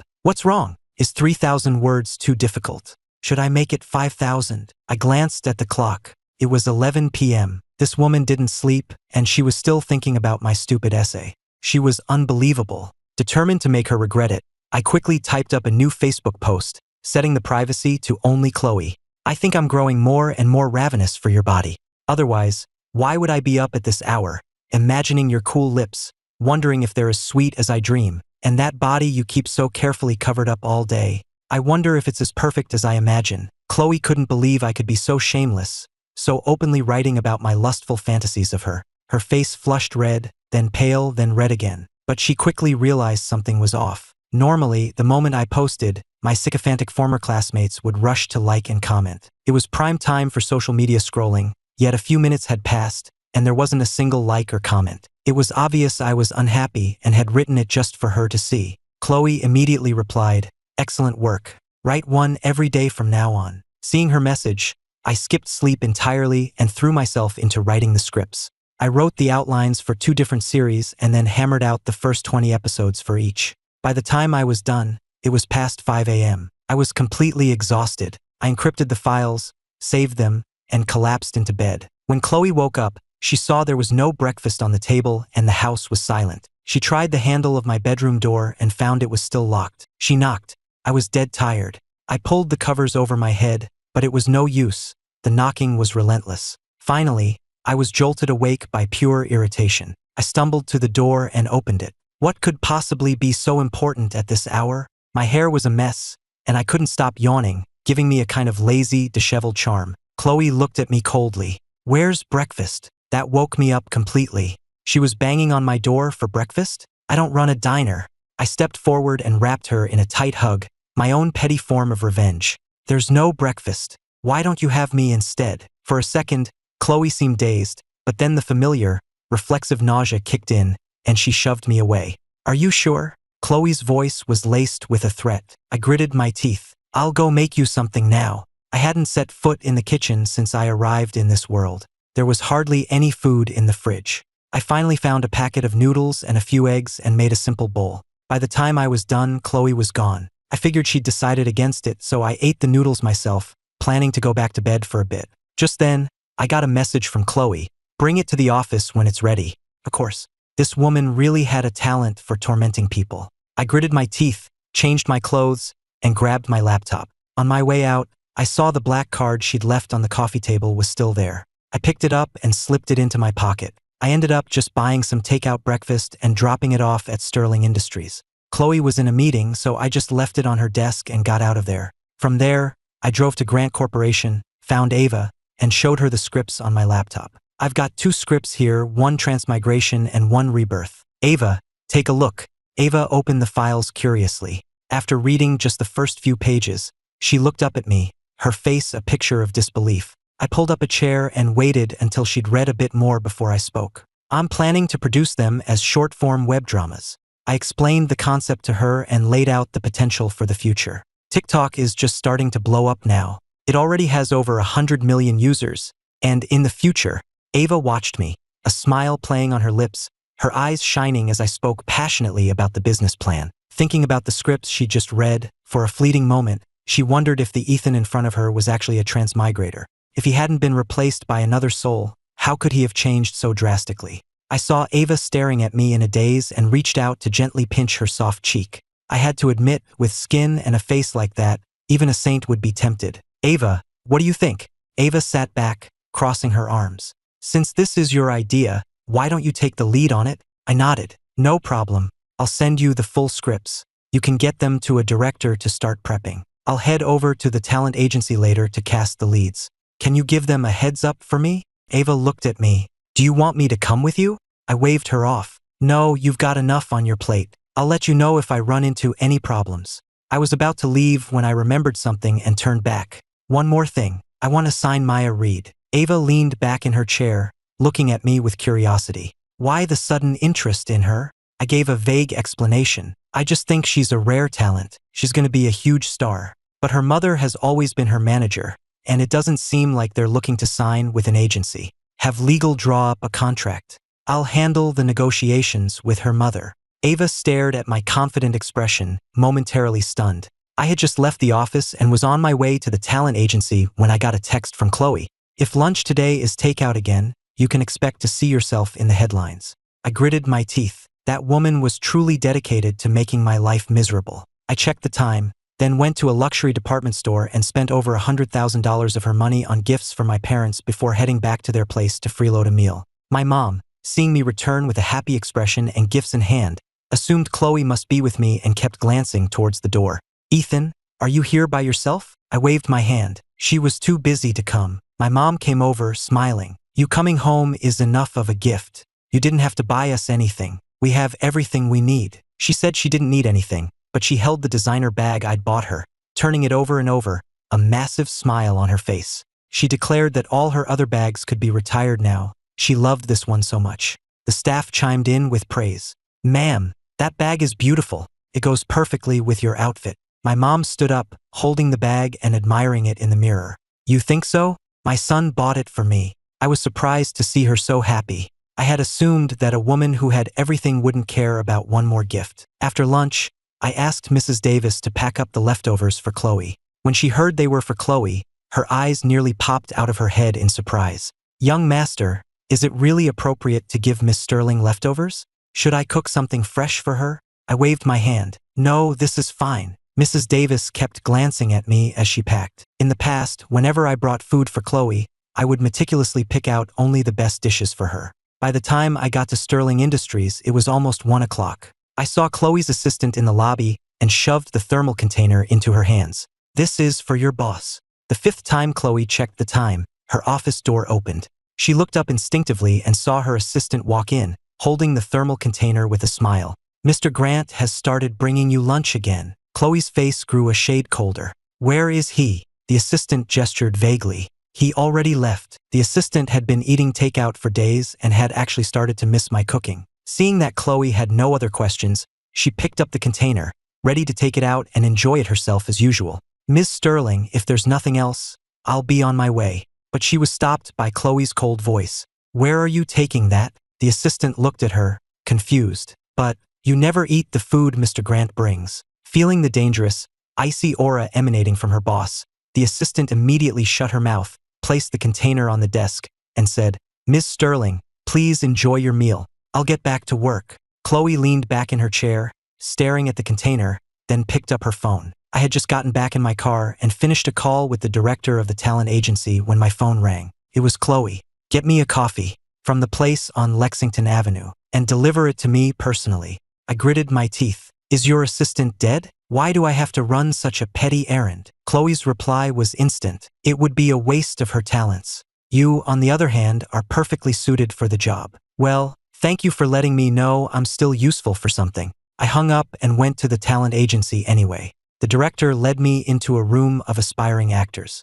I scanned the lineup, then walked over to a group of young women. I reached out and touched the cheek of the girl on the far left, then gave her arm a light squeeze. "Your arms are a little soft. You'll need to tone up." The girl's face immediately flushed. I turned to the girl next to her, tilting her chin from side to side to examine her jawline, then pinched her waist. "You're also a little soft. You'll need to lose some weight." The girl couldn't help but ask, "Does our figure matter that much for acting?" I gave her a look. "That depends on the role you want. If you're happy being an extra, then no. But if you want to be the female lead in a romance, then yes, looks and figure are everything." I was disappointed. The gap between their headshots and reality was significant. Either their faces weren't quite right, or their figures weren't up to par. These short-form dramas were cheap productions with laughably low pay, so no established actor would touch them. That meant the newcomers had to carry the show with their looks. If they weren't attractive enough for me, a male viewer, to find appealing, how could we expect the audience to be satisfied? The leads had to be gorgeous. After I had assessed everyone, I finally explained my purpose. "I'm planning to produce a few short-form web dramas. We're not talking about traditional, hour-long episodes, but short, viral-style content for platforms like TikTok." I was in the middle of my pitch when another message from Chloe came through. "I asked you to get me a coffee. Did you go to another country to get it?" I quickly replied, "Stuck in traffic. Give me another half hour." I locked my phone and continued with my presentation. The shooting schedule for each series is about 7 to 12 days. The pay ranges from a few hundred to several $1,000s a day, depending on the role. Anyone who's interested in getting some on-camera experience can sign up with the director. With Chloe's threat hanging over me, I wrapped things up quickly and left. By the time I got to her office building, the delivery guy was already waiting outside. I tipped him, grabbed the coffee, and rushed upstairs. The moment I pushed open her office door, Chloe's icy gaze shot towards me. I ignored it, walked over, and handed her the coffee with an apologetic smile. "So sorry to have kept you waiting, my dear." My forehead was beaded with sweat, and I was slightly out of breath, as if I'd run all the way up. Chloe glanced at the coffee on her desk. "You didn't poison it, did you?" The next second, I picked it up and took a sip, my smile still fixed on my face, though it didn't quite reach my eyes. "There, satisfied, my dear wife." Chloe's expression grew even colder as she looked from me to the coffee I had just sipped from. I rounded the desk and moved towards her, putting on a fawning expression. "Is there anything else I can do for you, my love? Kisses? Hugs?" Chloe immediately rolled her chair backward, putting distance between us as she stared at me coldly. I watched her treat me like I was some kind of monster, and before I could even savor the victory, she spoke again. "I've invited friends over for dinner tonight. Go home and prepare it." I gritted my teeth, forcing my anger down and keeping the servile smile plastered on my face. "Of course, my dear. How many friends? And should I prepare Chinese or Western food?" Chloe waved her hand dismissively. 5 or 6 of them. You figure it out." I nodded. Yes, of course. I'll go home and start preparing right away. The moment I turned my back, the smile vanished from my face. This woman was relentless. I couldn't let her spend all her time tormenting me. I had to create a distraction, something to make her focus her attention on her beloved male lead. After I left, Chloe casually picked up the coffee and took a sip. A moment later, she realized it was the same cup I had drunk from. Her expression turned stormy, and she immediately pushed the cup to the far side of her desk, not touching it again. That evening, when Chloe got home, she was greeted by the sound of upbeat music coming from the living room. I was nowhere in sight, but the delicious aroma of food wafted from the kitchen. She walked to the kitchen doorway and saw two beautiful women she didn't recognize, cooking. One of them was feeding me a bite of a freshly prepared dish. Delicious, I exclaimed. You're so beautiful and have such a great figure. You don't look like a chef at all. I thought I'd been scammed, but you've clearly got real talent. The woman smiled. Mr. Grant, what do you think I do for a living? I smiled back. With your looks, it would be a crime if you weren't a model. As we were chatting, I felt a prickling, cold sensation on the back of my neck. I turned around and saw Chloe standing there, her face so icy she looked like I owed her $1 billion. The moment I walked over, Chloe sneered at me. I told you to cook dinner and you bring home 2 women? You really know how to enjoy yourself. Should I call a few more for you? Just as she reached for her phone, I grabbed her hand. What are you talking about? My cooking is terrible. I was afraid I'd embarrass you in front of your friends, so I hired a pair of professional chefs. I'm not an idiot. If I were really trying to cheat, why would I bring them to our house? Just then, the doorbell rang. Chloe shot me a warning look and pulled her hand away as I went to open the door. At the same time, her phone rang. She pulled it out and I glanced over. It was Liam. I couldn't help but strain to listen. It turned out Liam had gotten home to find a local delivery waiting for him, a bouquet of flowers and a package. When he opened it, he found a collar and a card that read, "My dearest Liam, I love you. I dream of you every night. I want to see you so badly. This is a gift I chose especially for you. I know you'll look so charming wearing it." Liam was instantly creeped out. He felt like he was being watched, and it made his skin crawl. When he called Chloe, his voice was trembling. "Chloe, can you come over? I think I have a problem." Chloe answered the phone, a puzzled look on her face. "What's wrong? I think I have a stalker." Hearing those words, I almost burst out laughing. I had to bite my lip to keep it in. Seeing Chloe hang up, I hurried to help bring the food to the table. This was the first time in their 2-year marriage that Chloe had ever invited friends over. That, combined with our recent public display of affection, naturally led her friends to believe we had finally worked things out. The moment they walked in, they started showering her with gifts. Olivia pressed a gift card for a $5,000 a night hotel suite into Chloe's hand. "Just a little something to show I care. Don't get too emotional." Isabella held up a mysterious gift bag. "A few things my friends have tried and recommended." Chloe looked at their gifts, each one more ridiculous than the last, and said with a stony face, "I have to step out for a bit. I was just bringing out another dish when I heard she was leaving." I immediately put on my most understanding and supportive face. "If you have something to do, you should go. I'll take good care of your friends." I placed the dish in Olivia's empty hands and deftly took the gift bag from her. "Go on, don't let us keep you." Chloe looked at how eager I was to get rid of her, then glanced at the room full of women and grabbed my wrist. "You're coming with me." Her friends were stunned. She was taking Ethan with her to run an errand? Were they really that inseparable now? I frowned at her. "You have business to attend to. It's not right for me to tag along. Besides, we have guests. As the host, I can't just abandon them." I had to refuse. I had spent my own time and money to create this fake stalker, all to push Chloe and Liam closer together, to make her feel protective of him. If I went along, how were they supposed to have their romantic bonding moment? Chloe tossed a "make yourselves at home" over her shoulder to her friends and dragged me out the door. So fast I didn't even have time to put down the gift bag. It wasn't until I was shoved into the car that I realized it was full of lingerie and other adult items. Even I, with my thick skin, couldn't help but blush. I immediately shoved the bag at her. She could definitely use this stuff tonight, which was all the more reason for me not to go with her. I looked at Chloe and said calmly, "If we both leave, what if they trash the house? I'll stay and play host. You go take care of your business." Chloe gave me a look that said she saw right through me, tossed the bag into the back seat, and started the car. My voice was laced with exasperation. I don't even have my phone, but it was like she couldn't hear me. Soon, we were pulling up to Liam's apartment building. I had planned on waiting in the car while she handled it, but she took the keys with her when she got out. I watched her disappear inside without a backward glance, but my curiosity got the better of me. I followed her and peeked from the hallway. Liam was pacing anxiously inside. When he saw Chloe, he rushed to her like she was his savior, showing her the card and explaining what had happened. He said that for a while now, packages had been arriving addressed only to him with no sender information. Chloe checked the security footage, then made a call, asking someone to trace the delivery driver's license plate. She hung up and turned to Liam. "Until we figure this out, you shouldn't stay here." I watched them having this dry, lifeless conversation with zero physical contact, and I felt my frustration mounting. "Can you two just stop holding back already? You make the Stoics of ancient Greece look impulsive." I had been idly fiddling with a potted plant in the hallway, just tracing its leaves.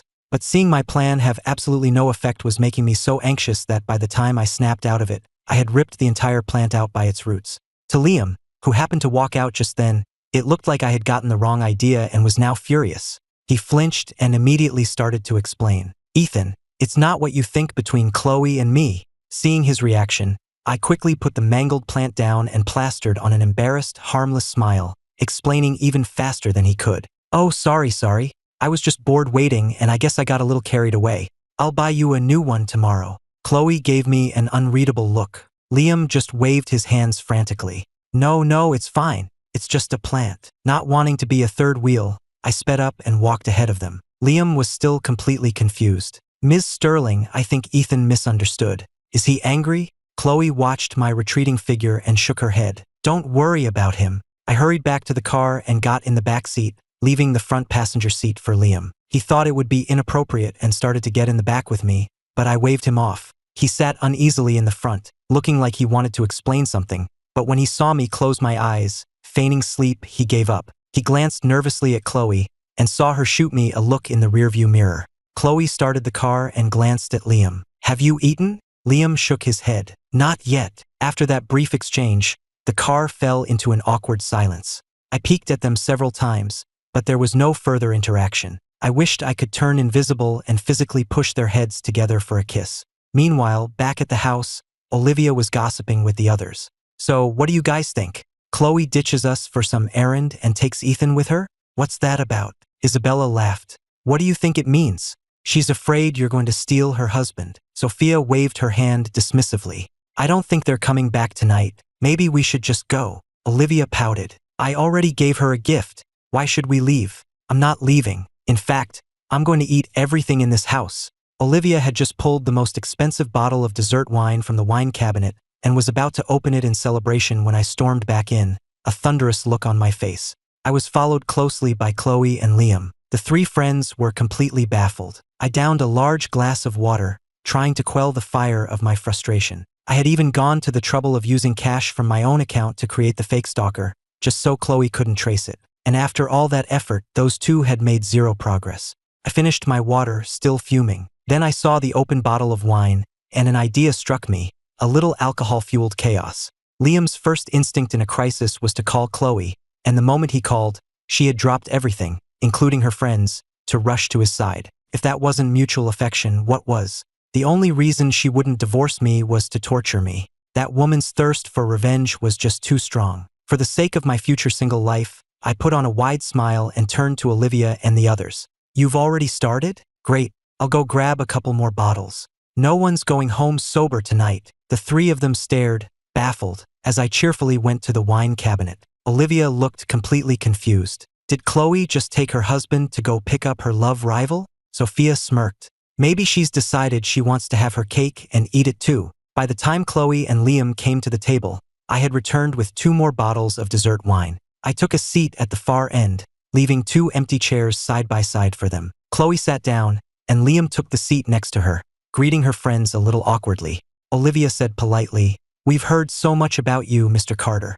It's an honor to finally meet you." I immediately jumped in. "Well then, you should at least offer him a toast." Chloe shot me a look, her expression unreadable. Everyone else turned to stare at me too. I looked back at them with an expression of pure innocence. Did I say something wrong? Shouldn't she toast him? Olivia smiled and raised her glass. "To the famous Mr. Carter." It was Liam's first time meeting Chloe's friends, so he couldn't refuse. He politely touched his glass to hers and took a sip. I immediately grabbed the bottle and jumped up with an enthusiastic smile to refill his glass. Liam quickly waved his hand. Ethan, no, it's fine. I can get it myself. I just smiled and topped off his glass. You're Chloe's honored guest. I couldn't possibly let you serve yourself. Chloe toyed with her wine glass, giving me a cool, unreadable glance. Her friends were completely baffled but trying their best to follow along. After pouring the wine, I turned to Isabella, who was sitting next to Olivia.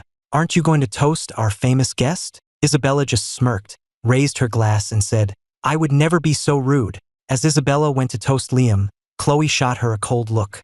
If you want a drink, drink it yourself. Then she turned to Liam. You don't have to indulge them. It's fine, Liam said, raising his glass anyway. I can drink. Sophia immediately followed suit, raising her glass as well. I'll toast the big star too. We wouldn't want to be rude, would we? And so, Liam ended up downing several glasses in a row. I returned to my seat and encouraged everyone to eat, my mind already scheming how to get Chloe to drink. Before I could come up with a plan, Chloe herself spoke, looking coldly at her three friends. Is it polite to only toast him and not your host? The implication was that they should toast me next, a clear attempt to get back at them on Liam's behalf. Isabella just laughed, swirling the wine in her glass. He's the guest of honor, so it's only right we toast him first. You're the one who invited us, but you haven't toasted us. Are you saying we should toast the host before the host toasts us? Who's being rude here? I wanted to give her a high five. I glanced over at Liam. His expression had soured.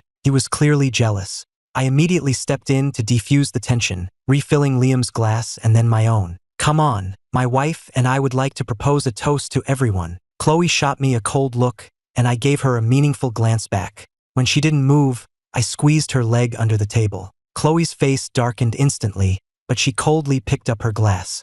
Even though she could hold her liquor, once I saw her drink, I stopped paying attention to the social games and focused on eating. I made sure to avoid the crab and lobster, anything that required extra work to eat, so she wouldn't have an excuse to order me around. Chloe watched me eat with obvious displeasure, shooting me looks that could kill from across the table. The next time she glared at me, I pretended to misunderstand. You want some? I asked, before picking up a piece of braised pork and stuffing it right into her mouth. The next second, I saw the expression on the face of the woman who was so repulsed by my touch turn even fouler. I can't even begin to describe how satisfying it was. I glanced over at Liam and saw him down another glass of wine. After dinner, Olivia and the others wanted to stay for karaoke, but Chloe unceremoniously kicked them out. I wanted to escape too. I glanced at my phone and made an excuse. My mom just texted, says there's an emergency at home. I should call and see what's going on. I pretended to be on the phone as I headed for the door, leaving the living room to Chloe and Liam. But before I could make my escape, I heard Chloe's cold warning. You have 5 minutes. If I don't see you in 5 minutes, this will be the last good day you ever have. I gritted my teeth in frustration. Why wasn't she paying attention to her man? Why was she so obsessed with me? Beside her, Liam was looking at her with a dizzy expression, clearly drunk. Chloe glanced at her watch, then looked at Liam. I'll call your assistant to come get you. She pulled out her phone, but as she was looking for the number, Liam suddenly stood up and knocked the phone from her hand. Chloe, can I stay here? He asked. Chloe put some distance between them, her voice cold. Then I'll have my assistant stay with you. Liam shook his head. I don't want her. I want you. Chloe's elegant brows furrowed even more deeply. Liam reached out and grabbed the fabric of her dress at her waist. Have you started to fall for Ethan? If you fall for him, what am I supposed to do? I've waited for you for so many years. Outside, I took a call from the director of the talent agency. He told me that out of the 10 actors I'd seen, only 3 had signed up for the project, 2 men and 1 woman. I was a little surprised. Were newcomers really this picky? It didn't matter. I had approached them first because they were our own talent, and I wanted to give them the first shot at a breakout role. I got the contact information for the 3 who were interested and turned back to peek inside. I saw that the 2 of them were now in close physical contact. At that distance, with Liam still clutching her dress, what else could they be doing besides kissing? Was he about to carry her to the bedroom? Alcohol really was a wonderful thing. A smile spread across my face. It was just a shame I was too far away to hear anything. I was watching with great interest when Chloe suddenly whipped her head around and looked right at me, startling me. Have you had your fill of watching? Then get over here. I was speechless. Did she have eyes in the back of her head? What could she possibly want me for? I walked over reluctantly. Chloe's face was blank. The phone. I gritted my teeth, forced a smile, and picked up her phone from the floor. The next second, she shoved the drunken Liam into my arms. Ethan Grant, he's sleeping with you tonight. Her words hit me like a bolt of lightning. You want him to sleep with me? Aren't you afraid I'll murder him in his sleep? Chloe turned and walked upstairs without a backward glance. If he dies, you'll die with him. I gritted my teeth as I watched her go. Why don't you let him sleep with you? That way, all three of us can live to see another day. Only then did she stop and turn to look back at me, her eyes sharp enough to tear me to shreds. I was genuinely confused for a second. I was being so generous, letting them sleep together. Shouldn't she be happy? Chloe slammed her bedroom door shut. I had no choice but to haul Liam back to my own room. He clung to me, not letting go, clearly mistaking me for Chloe. Chloe, he murmured, I love you. I recorded his drunken confession and sent it to Chloe, hoping to add more fuel to their romantic fire. It backfired spectacularly. Her reply was instant. Do you have that much free time? Have you written today's Facebook essay yet? I see you're quite good at complimenting women. 500 words on that topic should be no problem for you. I gritted my teeth and copied a template for praising a woman's beauty from some romance novel, then added some extra cringy lines about craving her body just to disgust her. Your face is a masterpiece sculpted by angels, so perfect it makes the heavens weep with jealousy. The Pacific Ocean is just a puddle compared to the drool I've shed for you. Can you please stop stealing my very soul? I sent the message and angrily shut off my phone, only to see Liam's fair, delicate face leaning in towards mine. I glanced at him and had to admit, he really was a star for a reason. His face was prettier than most women's, his skin so flawless and dewy it looked unreal. Liam murmured, his eyes hazy as he looked at me. I've loved you since the first moment I saw you. I really, really love you. With that, he puckered his lips and leaned in for a kiss. Whoa, whoa, whoa. Liam, what are you doing? Just as I was trying to fend him off, the door to Chloe's room opened, and she stepped out onto the landing. Ethan, what did you just? She froze mid-sentence, staring down at us. I was out the door first thing the next morning. There was still a year before the all-out business war between Sterling Industries and Grant Corporation described in the novel. In that time, I had to make our company strong enough to withstand the attack. I decided to start with the media division, and my first move would be to sign the popular young actress, Maya Reed. In a private room at an elegant tea house, I reviewed the contract proposal for Maya Reed that the agency director had given me. I remembered her story from the novel. She was a former child star, a constant presence on the big screen from a young age. But behind that sunny, smiling facade was a pair of parasitic parents. They had crushed her dreams, turning her into a money-making machine with no regard for her feelings, which led to a long battle with depression. The final straw was when they forced her to entertain a powerful industry mogul, after which she took her own life. Reading her story, I felt like she was a reflection of my own past life, and I had cried for her. I had called and arranged a meeting with her mother for that morning. An hour later, Maya's mother, Diana Reed, finally arrived. When Diana Reed saw it was me, a look of instant disdain crossed her face. She was clearly thinking, why is it the Grant family's useless, good-for-nothing heir who bought his way into a marriage? Where is Director Miller? She asked. I gave her a cold look. Thinking of everything she had put her daughter through, I didn't bother with pleasantries and tossed the contract on the table in front of her. Director Miller was busy. He sent me to talk to you. Diana Reed let out a short, derisive laugh. You? What do you know about this business? Despite her words, she picked up the contract. Her daughter's latest movie was poised to be a huge hit, and this was the perfect time to leverage that into a more lucrative deal. When she saw it wasn't a script offer but an exclusive agency contract, she tossed it back on the table and looked at me like I was an idiot. Mr. Grant, did you bring the wrong file? Director Miller said on the phone that you had a new project for us. I leaned back on the sofa and looked at her calmly. Let me be frank. We're not here to offer a role. We want to sign Maya. Diana immediately grabbed her purse and stood up. Then I'm afraid you're going to be disappointed. I calmly dropped the bomb. Your daughter has severe clinical depression. I continued in a slow, deliberate tone. Hollywood is full of actresses. Your daughter is just starting to make a name for herself. If this little secret were to get out, do you think any studio would be willing to risk insuring her for a major film? Diana's face went white. She turned to stare at me. How do you know that? I rested my arm on the back of the sofa and looked at her coolly. I know because I've seen how her story ends. And I know a lot more than that. For example, I know that you and your husband are gambling addicts, and whenever you're out of money, you force your daughter to take jobs, even to entertain clients, with no regard for her mental health. If all of that were to leak online, what do you think her adoring fans would do? That 1,000-word suicide note with its itemized list of abuses was now my leverage against her. I watched her calmly as her composure crumbled, her legs seeming to give way beneath her. Did Maya tell you this?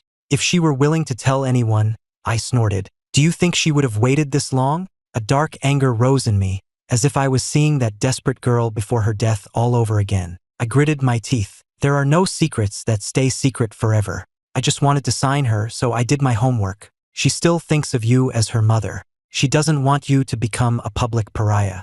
Even her self-harm, it's all hidden on her thighs where no one can see. So think carefully. Do you want to be a social outcast and have your daughter blacklisted from the industry? Or do you want to keep making money off her? With that, I stood up. I took 2 steps toward the door, then stopped and turned back, a sarcastic smile on my face. I'm just curious. How could you watch her suffer so much and still have the heart to keep exploiting her? When you carried her for 9 months, was it out of love? Or were you just incubating a future cash machine? I had wanted to ask my own parents the same question, but I never got the chance.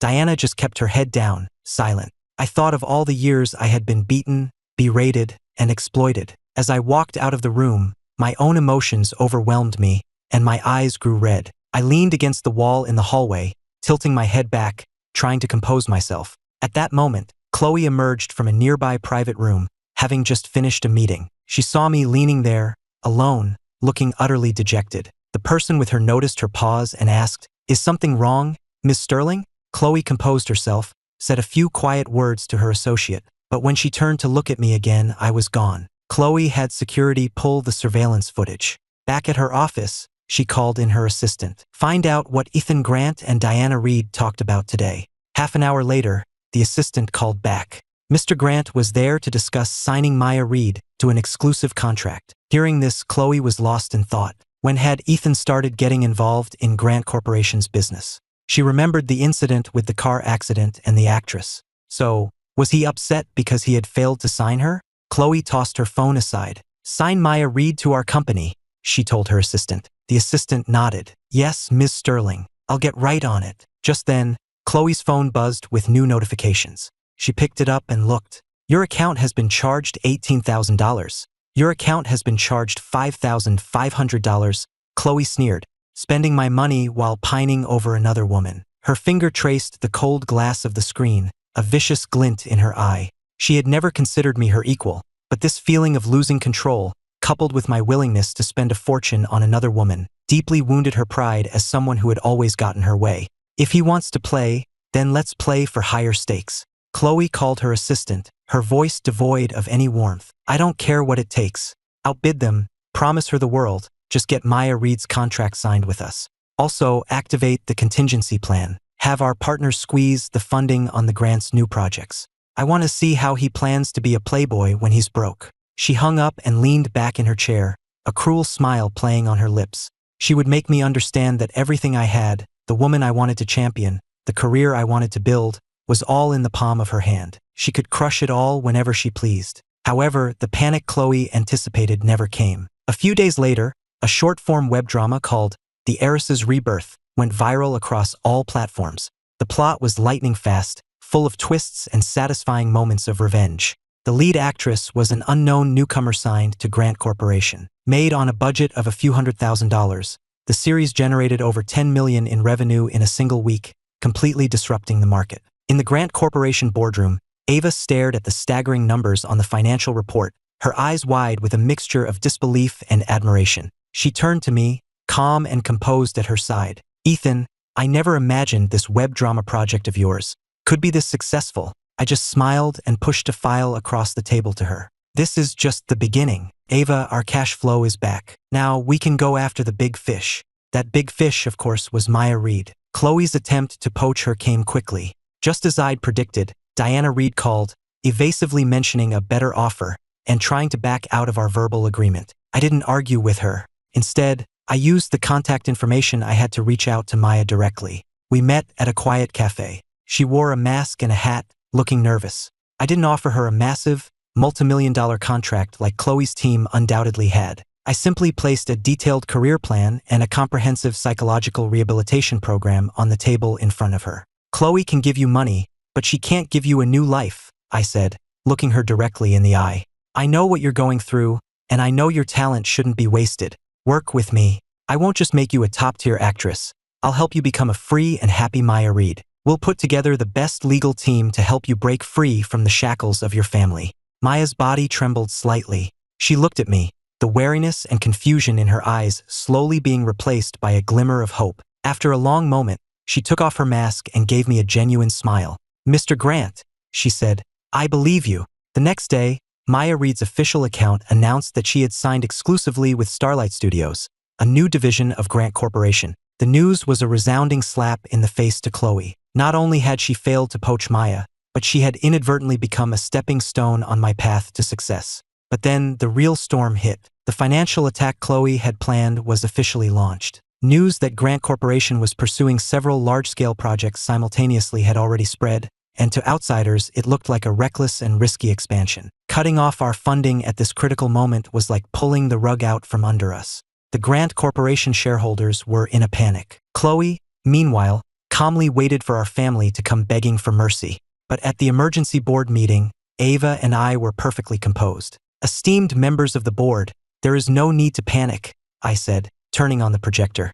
It displayed the clear profit curve of our web drama division and our substantial cash reserves. "We never intended to launch all those projects at once. That was just a smokescreen," Ava continued, her voice clear and strong. "While we had Sterling Industries' attention focused on our supposed expansion, we used the profits from the web dramas to quietly complete the acquisition of CoreSource Technologies. And that company happens to hold the core patents for Sterling's most important new energy project this year." The room erupted. Chloe's trap hadn't just failed to crush us. We had used it as cover to deliver a fatal blow. The lifeline of her flagship project was now firmly in our grasp. When the news reached Chloe, she crushed the glass she was holding, not even noticing the blood that trickled from her fingers. She had lost. In the world of business, she had been utterly and completely defeated. Humiliated and enraged, she finally played her last card. My phone lit up with the video files she had sent, the evidence of the original Ethan's crimes that could ruin me. The accompanying text was cold and vicious. "Ethan Grant, terminate the acquisition of CoreSource, transfer Maya Reed's contract to me, and then come crawling back to apologize. Otherwise, these videos will be on everyone's phone by tomorrow morning." I looked at the message, my heart completely calm. I had been waiting for this day. I arranged to meet Chloe in her office. She assumed I was there to surrender, and her face wore the arrogant smirk of a victor. "Have you made your decision?" she asked. I didn't answer, merely gesturing to Ava, who was standing behind me. Ava placed a folder on the desk and slid it in front of Chloe. "Ms. Sterling, before you decide to burn everything to the ground, you might want to look at these." Chloe opened the folder, confused, and her face instantly went white. Inside were detailed depositions from the other individuals involved in the incidents from the videos. They all testified that the original Ethan's mental state at the time was extremely unstable, and that he had been maliciously provoked. More importantly, the folder also contained a professional analysis from a top psychiatrist, diagnosing the original Ethan with paranoid behaviors resulting from long-term psychological and emotional abuse. Ava's voice was calm and sharp. "This evidence is sufficient to prove that Ethan's actions were pathological in nature, which would earn him maximum legal sympathy. But you, Ms. Sterling, knowing his unstable mental state, subjected him to prolonged emotional abuse, held these videos for 2 years, and are now using them for commercial extortion. Your actions constitute a serious felony. If we go to the police, who do you think will be the first to fall?" Chloe swayed on her feet. She stared at me in disbelief. The man who had once been her obedient puppet, completely at her mercy, had become this strange and terrifying figure who was always one step ahead of her. Her blackmail attempt had become a joke. Just as she was reeling from the shock, her phone rang. It was Liam. He had seen the news about the CoreSource acquisition and had heard whispers in the industry about Chloe's tactics. His voice on the phone was filled with a disappointment and distance she had never heard before.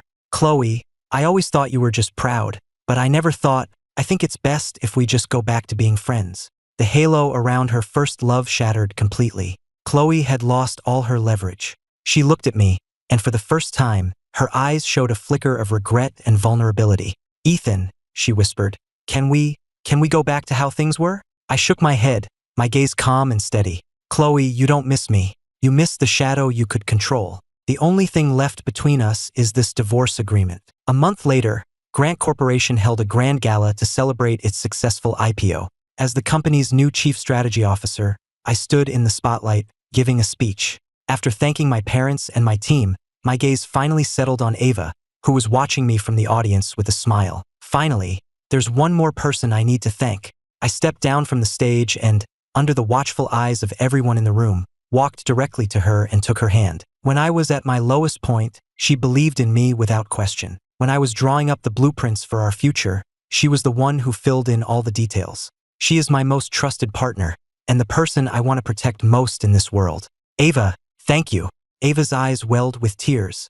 Under the spotlights, they shone brighter than any star. I said nothing more. I simply lowered my head and, amidst a flurry of camera flashes and the gasps and cheers of the guests, I gently but firmly kissed her. Across the city, in a vast, cold, and empty office, Chloe watched the scene unfold on a live stream on her phone. As our lips met, she could almost hear the sound of her own heart breaking. She silently turned off the screen, plunging herself into darkness. A single, silent tear traced a path down her cheek, reflecting the glittering lights of the city below, a city where not a single light now shone for her.